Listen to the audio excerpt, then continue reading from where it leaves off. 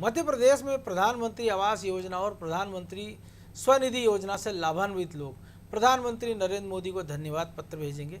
इसके पहले मुख्यमंत्री शिवराज सिंह चौहान प्रधानमंत्री आवास योजनाओं के हितग्राहियों को पत्र लिखेंगे और उन्हें योजना के तहत आवंटित किए गए आवास का पूरा ब्यौरा मुहैया कराएंगे। दरअसल ऐसा अपने वोट बैंक को पक्का करने के लिए किया जा रहा है।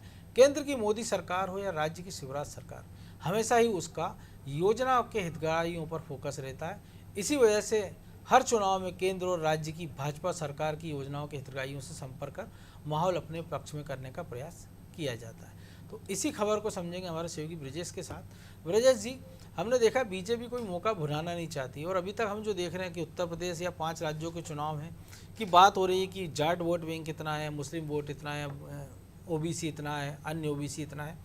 एक बड़ा वोट बैंक है जो लाभार्थियों का बीजेपी तैयार कर रही है, चाहे वो आवास के माध्यम से हो, उज्ज्वला योजना के माध्यम से हो, गैस कनेक्शन हो, आयुष्मान की योजना हो, मुफ्त राशन की योजना हो, तो उसको बार बार याद दिलाते हैं कि देखिए आपके लिए हमने ये किया है।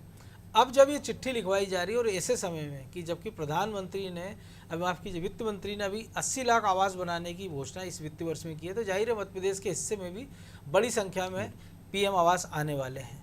तो ये जो चिट्ठी लिखवाई जा रही है तो इसको कैसे देखते हैं? देखिए, मध्य प्रदेश के हिस्से में पहले ही 8,65,000 के 129 आवास स्वीकृत हो चुके थे, जिसमें से 4,68,000 एक 311 के आवास का निर्माण किया जा चुका है, जिसमें 50,000 के जो हितग्राहियों को दे दिए गए, आवंटित ही हो गए और लक्ष्य रखा गया है कि बाकी के जो आवास हैं वो 2023 तक पूरे कर लिए जाएं, जून तक ही पूरे कर लिए जाएं, क्योंकि 2023 में चुनाव हैं तो निश्चित तौर पर उसका लाभ भाजपा को मिल सके जो सत्ता में है। और हम देखते हैं मनोज जी, जब से एनडीए सरकार बनी है, चाहे शिवराज सरकार हो, चाहे योगी की सरकार हो, और जहां भाजपा शासित सरकार है, वो हितग्राहियों को लगातार ये एहसास कराती रही हैं कि आपको ये सुविधा हम दे रहे हैं। मध्य प्रदेश में देखिए हितग्राही सम्मेलन किए हैं, चाहे हम यूपी की बात करें, वहाँ भी हितग्राहियों से इस तरह से सम्मेलन करके एक तरह से ये बताया गया है कि ये जो प्रधानमंत्री आपको आवास दिए हैं, ये प्रधानमंत्री जी ने दिए हैं। जो आपने ठेले और जो तमाम तरह के स्वनिधि योजना से जो आपको 10,000 तक का जो लोन दिया है, वो लोन आपको प्रधानमंत्री जी ने दिया है, प्रधानमंत्री जी की योजना है। तो इससे एक जुड़ाव होता है। जिस व्यक्ति जो हितग्राही को यदि आपने रोजगार से लगाया है, फायदा हुआ, जो लाभ मिला है उसको, तो वो इसकी एक सहानुभूति जाती है। जैसे अपन कई बार दौरे करते हैं विधानसभा क्षेत्रों में, तो पूछते हैं तो लोगों के जवाब होते हैं कि आवास दिया प्रधानमंत्री जी ने। तो मोदी घर घर तक जो पहचान बनी है वो इसी वजह से बनी है। और जब आपको पता चलता है कि आपके गाँव में 10 लोगों को आवास मिल गए हैं, बाकी के 20 कतार में हैं, तो 10 को जब ये बताया जाता है कि आपको लाभ मिल गया, तो बाकी को भी उम्मीद जागती है कि ये सरकार बरकरार रहेगी तो हमारी भी बारी आएगी।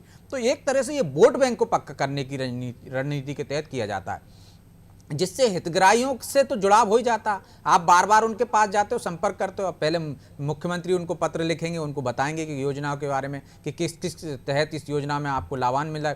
इसके बाद प्रधानमंत्री को पत्र लिखेंगे। तो ये इसके बाद जो आप देखते हैं कि कार्यकर्ता भी जाते हैं, हितग्राहियों से पास जाएंगे। ये तो 2 योजनाओं की हम बात कर रहे हैं कि प्रधानमंत्री जी को पत्र लिखेंगे, क्योंकि इससे पहले आप देखिए कि हितग्राहियों को खुद मंत्री, विधायक, सांसद जाकर वहाँ हितग्राही का लाभ देते हैं। मुख्यमंत्री आपको यहाँ से वर्चुअल तरीके से आजकल कर रहे हैं कि आपको इस योजना का ये लाभ मिला 10 लोगों को। बाद में बाकायदा सम्मेलन होते रहे हैं इससे पहले। मुख्यमंत्री भी लगातार हम देखते हैं वर्चुअली संवाद कोरोना काल में लगातार कर रहे हैं। तो सीधे जो एक तो आप होता है कि प्रशासन ने आपने योजना बना दी, उसका लाभ संबंधित व्यक्ति को मिल गया हितग्राही को। लेकिन जब सरकार या वहाँ का क्षेत्रीय विधायक या सांसद उनको देता है कि आपको ये लाभ मिल गया है योजना का, तो उससे एक जुड़ाव भी होता है कि हाँ, वो बाद में आपके पास जाता है वोट मांगने के लिए, तो कोई ये नहीं कहता कि आपने हमारे लिए क्या किया।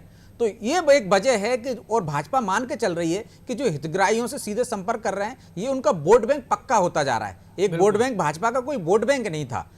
यदि हम कांग्रेस की बात करें, बसपा की बात करें, तो इनका अपना एक वोट बैंक है मनोज जी। लेकिन इसी तरह से हितग्राहियों को उन्होंने अपना एक वोट बैंक बना लिया, जिसका फायदा उनको लगातार मिलता रहता है।